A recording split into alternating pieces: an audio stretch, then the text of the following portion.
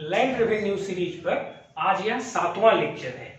आज के इस लेक्चर में हम कैसरे हिंद जमीन के बारे में डिस्कस करेंगे और इस डिस्कशन के लिए हमने सरकार के ही एक परिपत्र का सहारा लिया है। मैं यहाँ पर एक बात स्पष्ट कर देना चाहता हूँ कि यह लेक्चर मूलतः बिहार और झारखंड राज्य के परिप्रेक्ष्य में है, क्योंकि जिस परिपत्र का मैं उपयोग कर रहा हूं यह बिहार राज्य सरकार का एक पत्र है।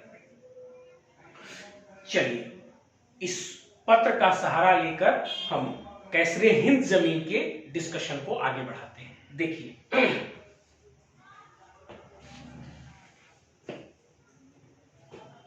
पहले बिहार और झारखंड ये दोनों एक ही राज्य थे। यह परिपत्र दिनांक 31 जुलाई 1998 का है।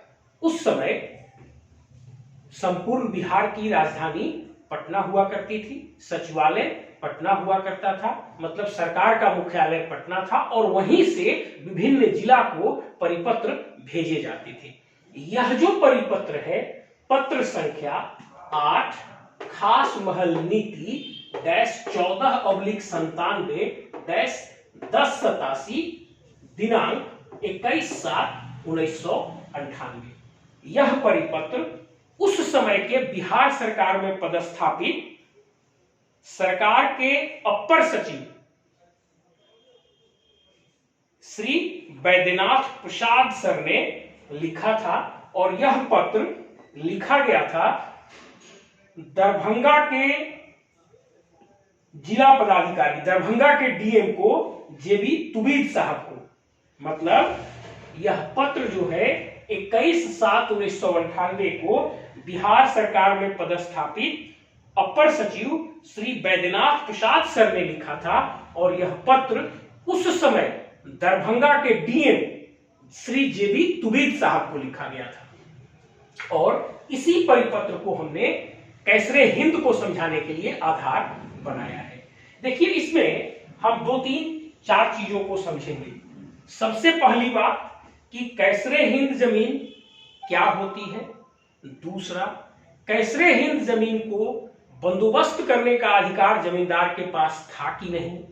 तीसरा, यदि उन्होंने ऐसी बंदोबस्ती या बिक्री कर दी, मतलब आउटगोइंग जमींदार ने अगर किसी कैसरे हिंद जमीन की बंदोबस्ती या बिक्री कर दी, तब हम क्या करेंगे और क्या इस पर अतिक्रमण कानून लागू होगा। मतलब यदि कोई कैसरे हिंद जमीन पर कब्जा कर लिया हो तो क्या अतिक्रमण कानून लागू करके वहां के अंचल अधिकारी उसको हटवा सकते हैं अथवा नहीं। इन्हीं 4 बिंदुओं पर हम डिस्कस करेंगे। तो सबसे पहला पॉइंट है कि कैसरे हिंद जमीन क्या है। जो हमारा पहला बिंदु है कि कैसरे हिंद जमीन क्या है। देखिए, सामान्य रूप से जो एक समझ है वो ये है कि कैसरे हिंद जमीन भारत सरकार की जमीन है। चलिए इस बात को मैं स्पष्ट करता हूं। संविधान के धारा 294A में इस बात को समझाया गया है। संविधान का धारा 294A में कैसरे हिंद जमीन के बारे में बताया गया है। देखिए, इस बात को समझाने से पहले मैं 1-2 बात आपको समझाना चाहता हूं। Dominion of India, his majesty, crown, Bharat सरकार, ये 3-4 बातों को आप समझ लीजिए। सबसे पहली बात समझिए कि केंद्र सरकार का गठन 1947 में नहीं हुआ था, बल्कि 1833 के चार्टर एक्ट में केंद्र सरकार का गठन हो गया था। 1833 के चार्टर एक्ट में केंद्र सरकार का गठन हो गया था। ध्यान से समझिए, अंग्रेज अपनी शासन व्यवस्था 3 केंद्रों से संचालित करते थे। पहला कलकत्ता, इसके बारे में भी आप एक बात जान लीजिए। जो कलकत्ता आज है वह एक गांव था जिसका नाम था कोलीकाता। कोलीकाता गांव से वो धीरे धीरे एक मेट्रो सिटी कलकत्ता बना। तो अंग्रेजों के शासन के 3 केंद्र थे, ब्रिटिश शासन के 3 केंद्र थे। पहला मुख्यालय था कलकत्ता, दूसरा था बॉम्बे और तीसरा था मद्रास। इन तीनों में एक एक गवर्नर हुआ करते थे। 1833 ईस्वी के चार्टर एक्ट में अंग्रेजों ने यह तय किया कि एक केंद्रीय शासन व्यवस्था होनी चाहिए जो इन तीनों को नियंत्रित करे और भारत में एक एकीकृत शासन व्यवस्था कायम की जा सके। तब 1833 के चार्टर एक्ट में गवर्नमेंट ऑफ इंडिया की स्थापना की गई। मतलब भारत सरकार या केंद्र सरकार का गठन 1833 के चार्टर एक्ट से 1833 में ही हो गया था। उसी को डोमिनियन ऑफ इंडिया भी कहा जाता है। अब ध्यान से सुन लीजिए, गवर्नमेंट ऑफ इंडिया या भारत सरकार या केंद्र सरकार का गठन 1833 ईस्वी में 1833 के चार्टर एक्ट से ही हो गया था, पहली बात। अब दूसरी बात, उसी को डोमिनियन ऑफ इंडिया भी कहा जाता है। अब तीसरी बात, हिज मैजेस्टी या क्राउन से मतलब होता है जो ब्रिटेन के महारानी थे उनको संबोधित किया जाता है। अब ये चारों बातें आपको क्लियर हो गई। अब संविधान का धारा 294 ये कहता है कि आजादी से पहले डोमिनियन ऑफ इंडिया की जमीन जो हिज मैजेस्टी मतलब जो क्राउन में निहित थी। इस लाइन को एक बार और दोहरा देता हूं, ध्यान से सुनिएगा। संविधान का धारा 294A यह कहता है कि आजादी से पहले डोमिनियन ऑफ इंडिया मतलब केंद्र सरकार की जमीन जो हिज मैजेस्टी मतलब क्राउन के नाम से निहित थी उसी को कैसरे हिंद जमीन कहा जाता था। अब मेरे ख्याल में स्पष्ट हो गया होगा, आजादी से पहले डोमिनियन ऑफ इंडिया मतलब केंद्र सरकार की जमीन जो हिज मैजेस्टी अर्थात क्राउन में निहित थी उसी को कैसरे हिंद जमीन कहा जाता था। अब यहां पर यह तय किया गया कि संविधान के लागू होने से ठीक पहले जिस कैसरे हिंद जमीन पर भारत सरकार का दखल कब्जा था वह कैसरे हिंद जमीन भारत सरकार की मानी जाएगी और संविधान लागू होने से ठीक पहले वह कैसरे हिंद जमीन जिस पर उस राज्य के सरकार का अधिकार था उसे राज्य सरकार का जमीन माना जाएगा। मतलब यहां एक बात स्पष्ट है कि कैसरे हिंद जमीन स्वतंत्रता के बाद केवल भारत सरकार की नहीं है बल्कि कैसरे हिंद जमीन स्वतंत्रता के बाद दखल कब्जा के आधार पर केंद्र और राज्य सरकार दोनों की है। और इसका निर्धारण कैसे होगा? तो संविधान के लागू होने से ठीक पहले, संविधान के लागू होने की हम बात कर रहे हैं 26 जनवरी 1950, हम स्वतंत्रता दिवस की बात नहीं कर रहे हैं, बहुत ध्यान से सुनिएगा। संविधान के लागू होने से ठीक पहले जिस कैसरे हिंद जमीन पर भारत सरकार का कब्जा था वह भारत सरकार की कैसरे हिंद भूमि मानी जाएगी और संविधान लागू होने से ठीक पहले जिस कैसरे हिंद जमीन पर उस राज्य के सरकार का दखल कब्जा था उसे उस राज्य सरकार का कैसरे हिंद भूमि माना जाएगा। मेरे ख्याल में अब यह स्पष्ट हो गया कि स्वतंत्रता के बाद जो कैसरे हिंद भूमि है वह दखल कब्जा के अनुसार भारत सरकार की भी हो सकती है और केंद्र सरकार की भी हो सकती है।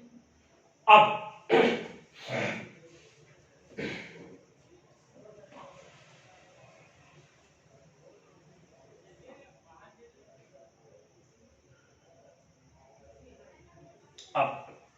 इसी पत्र में एक बात यह भी डीएम साहब को निर्देश दिया गया कि जो जमीन, जो कैसरे हिंद जमीन भारत सरकार की है, भारत सरकार के दखल कब्जे की है, उसको भारत सरकार के नाम से लैंड रेवेन्यू रिकॉर्ड में दर्ज करिए, और जो जमीन राज्य सरकार के, मतलब जो कैसरे हिंद जमीन राज्य सरकार के दखल कब्जे में है, उसे राज्य सरकार के नाम से रेवेन्यू कागजात में दर्ज करिए। मतलब इस पत्र में यह भी निर्देश दिया गया कि जो कैसरे हिंद जमीन भारत सरकार की है, उसे लैंड रेवेन्यू रिकॉर्ड में भारत सरकार की कैसरे हिंद भूमि के नाम से दर्ज करिए, और जो कैसरे हिंद जमीन राज्य सरकार के दखल कब्जे में है, उसे राज्य सरकार की कैसरे हिंद भूमि के नाम से लैंड रेवेन्यू रिकॉर्ड में दर्ज किया जाना चाहिए। मतलब एक लाइन में कि जो भारत सरकार की कैसरे हिंद है उसे भारत सरकार के नाम से दर्ज करिए, जो राज्य सरकार की है उसे राज्य सरकार के नाम से दर्ज करिए। अब ये पहला बिंदु हुआ कि क्या है। अब दूसरे बिंदु पर आते हैं कि क्या जमींदार को शक्ति थी कि वे इस जमीन की बंदोबस्ती कर सकते थे। दूसरा, क्या जमींदार को बंदोबस्ती की शक्ति थी।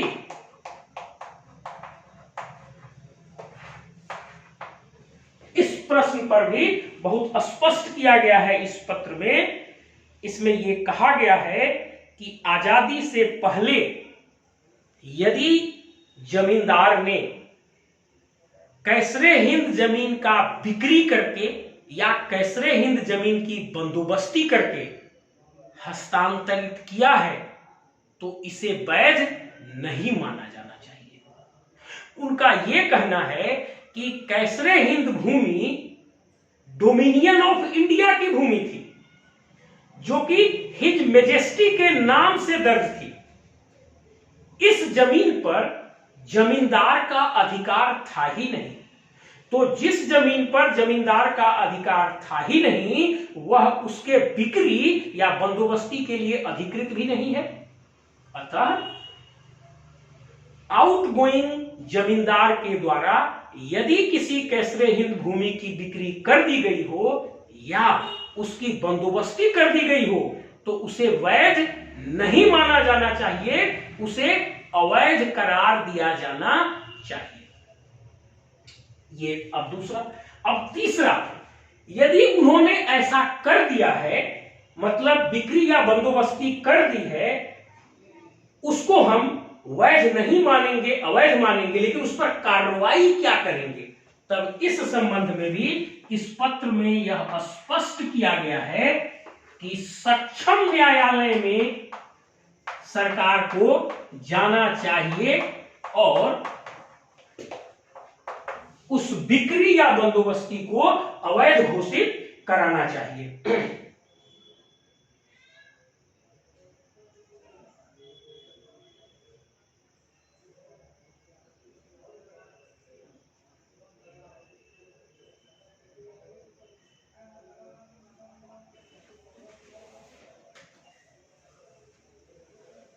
मतलब अगर ऐसे भूमि की बंदोबस्ती या बिक्री की गई है तो जो रेवेन्यू पदाधिकारी हैं वहां के, वे सक्षम न्यायालय में जाएंगे और जाकर इस बिक्री और बंदोबस्ती को रद्द कराएंगे।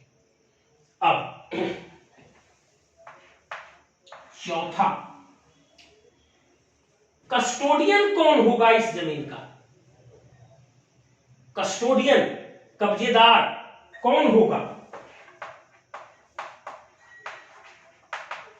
कस्टोडियन यहां भी बिल्कुल स्पष्ट है, जो केंद्र सरकार की कैसरे हिंद भूमि है उसका कस्टोडियन केंद्र सरकार होगी, और जो राज्य सरकार की कैसरे हिंद भूमि है उसका कस्टोडियन राज्य की सरकार होगी। अब अंतिम बात आता है कि क्या इस पर अतिक्रमण कानून लागू होगा।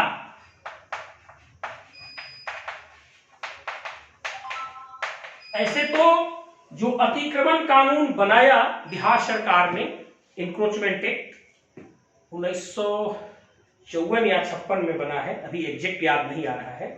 तो जो अतिक्रमण कानून हमारा है, उस अतिक्रमण कानून में इस बात को परिभाषित किया गया है, इस बात को परिभाषित किया गया है कि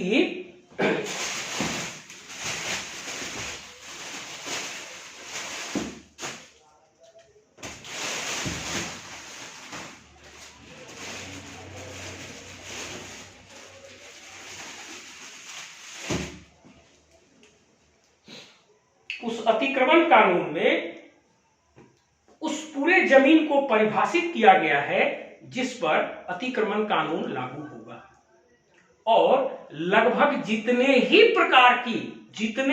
प्रकार की सरकारी जमीन है, इंक्लूडिंग कैसरे हिंद, लगभग जितने प्रकार की सरकारी जमीन है इंक्लूडिंग कैसरे हिंद भूमि, सब पर अतिक्रमण कानून लागू होगा। और वहां के अंचल अधिकारी को यह शक्ति दी गई है कि वे अतिक्रमण कानून चलाकर सुनवाई करके उस अतिक्रमण को हटाएंगे, और उस अतिक्रमण कानून में अंचल अधिकारी को कलेक्टर की शक्ति दी गई है।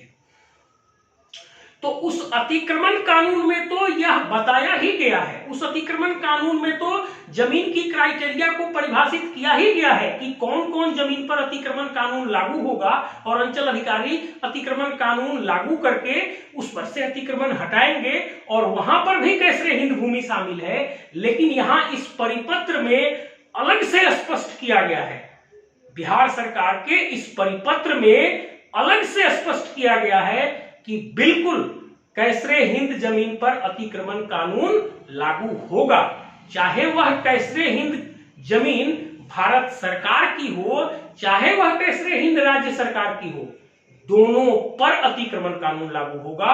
और अंचल अधिकारी अतिक्रमण कानून चलाकर पहले सुनवाई करेंगे, और सुनवाई करने के बाद यदि गलत पाया जाता है तो उस अतिक्रमण को हटाएंगे। इस लास्ट पॉइंट को फिर रिपीट करता हूं, ध्यान से सुनिए। जो इंक्रोचमेंट एक्ट है उसमें ऑलरेडी परिभाषित किया गया है, और कैसरे हिंद सहित सरकार की सभी प्रकार की भूमि पर अतिक्रमण कानून लागू होता है, और अंचल अधिकारी को अतिक्रमण कानून लागू करके उसे हटाने का अधिकार है। यहां इस परिपत्र में अलग से और स्पष्ट किया गया है कि अतिक्रमण कानून कैसरे हिंद जमीन पर लागू होगा, और चाहे वह कैसरे हिंद जमीन केंद्र सरकार की हो, चाहे वह कैसरे हिंद राज्य सरकार की हो, दोनों पर अतिक्रमण कानून लागू होगा। और संबंधित अंचल अधिकारी ऐसे मामले में अतिक्रमण कानून चलाकर सुनवाई करेंगे, और गलत पाए जाने पर उस अतिक्रमण को हटाएंगे। चलिए, पूरा क्लास सुनने के बाद यदि आपको लगता है कि लैंड रेवेन्यू पर मेरे द्वारा दी गई यह जानकारी आपके लिए उपयोगी है, और यदि आप मुझे प्रोत्साहित करना चाहते हैं, पुरस्कृत करना चाहते हैं, तो इस वीडियो को लाइक करें और सब्सक्राइब करें। और अगर आपको लगता है कि यह उपयोगी नहीं है तो डिसलाइक भी करें और कमेंट भी करें, मैं अपने आप को सुधारने का प्रयास करूंगा। Thank you.